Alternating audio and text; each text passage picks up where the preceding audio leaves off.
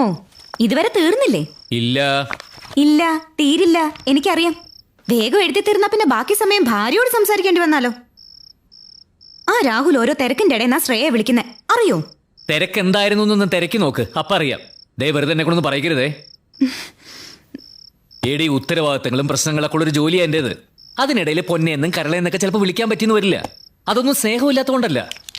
അതുമല്ല, സ്വന്തം ഭർത്താവിനെ മറ്റൊരു ഭർത്താവായിട്ട് കമ്പയർ ചെയ്യാന്നൊക്കെ വെച്ചാൽ അതൊക്കെ ഒരു തരം ചീപ്പാ. എന്റെ ചെറിയമ്മ പറഞ്ഞിട്ടുണ്ടല്ലോ, ഭർത്താക്കന്മാർ. നിന്റെ ചെറിയമ്മയുടെ 16 അടിയന്തരം. ഒന്ന് പോകുന്നുണ്ടോ അവിടുന്ന്? ഇഷേന്ദു, ചെറിയമ്മയുടെ ഉപദേശമോ മുറപ്പെണ്ണായ നിന്റെ സ്വാതന്ത്ര്യം കൂടുതലോ അതൊന്നുമല്ല നിന്റെ പ്രശ്നം. നിന്റെ ഇപ്പോഴത്തെ യഥാർത്ഥ പ്രശ്നം ഈ വീട്ടിലേക്ക് ഒരു കുഞ്ഞു വരുന്നില്ല, അതല്ലേ? ഓ, ഇതുവരെ തീർന്നില്ല.